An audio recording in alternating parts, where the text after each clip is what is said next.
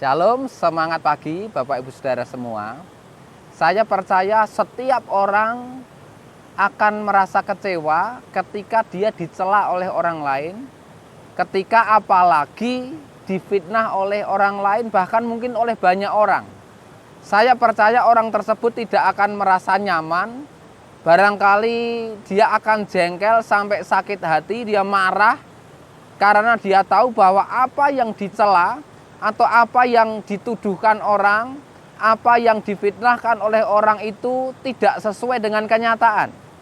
Dia tidak pernah melakukan sesuatu atau mengatakan sesuatu seperti yang orang lain tuduhkan. Kalau pada hari-hari ini ada di antara saudara yang merasa demikian, bahkan barangkali ada yang tanpa alasan membenci saudara. Apa yang saudara katakan dan lakukan selalu salah di mata orang itu. Saudara dicela, saudara difitnah oleh orang itu, bahkan mungkin oleh banyak orang. Saya percaya kita ini akan merasa tidak nyaman. Maka apa yang harus kita lakukan ketika hal itu terjadi dalam diri kita, Bapak Ibu Saudara?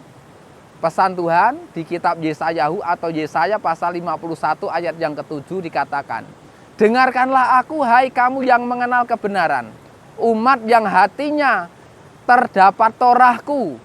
Janganlah takut terhadap celaan orang dan janganlah cemas terhadap fitnahan mereka. Yesayahu sampaikan kepada orang-orang Israel di masa itu supaya mereka tidak takut terhadap celaan orang, supaya mereka tidak menjadi cemas terhadap fitnahan mereka, fitnahan banyak orang yang ditujukan untuk orang-orang Israel. Yesayahu sampaikan pesan itu dengan sangat tegas. Hanya dikatakan tadi, dengarkanlah aku, hai kamu yang mengenal kebenaran. Sepanjang orang Israel mengenal kebenaran dan sepanjang hati mereka itu terdapat Torahnya Tuhan, sepanjang pengajaran Elohim, sepanjang hukumnya Tuhan ada di dalam hati mereka dan mempengaruhi perkataan mereka, pikiran mereka, perbuatan mereka, maka nasihat Tuhan sangat jelas. Jangan takut terhadap celaan orang, jangan cemas terhadap fitnahan mereka. Bapak Ibu Saudara, Tuhan Yesus juga katakan supaya kita ini berbahagia bila ada banyak orang yang mencela dan menganiaya kita oleh karena iman kita di dalam Yesus Hamasyah.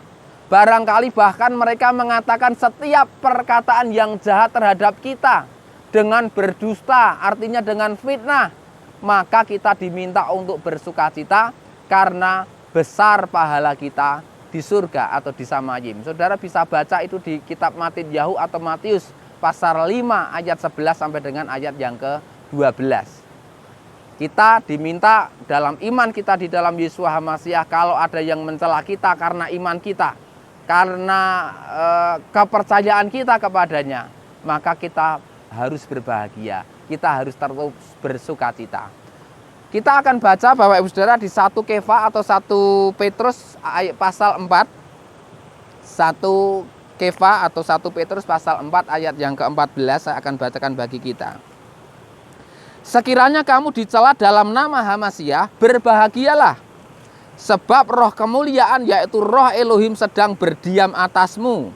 Memang mereka menurut dia sedang dihujat, tetapi menurut kamu dia sedang dimuliakan. Saya percaya Kefa ini tahu dan ingat pesan Tuhan Yesus kepadanya, maka dia bisa menyampaikan pesan Yesus itu kepada jemaat Tuhan pada masa pelayanan Kefa, saudara.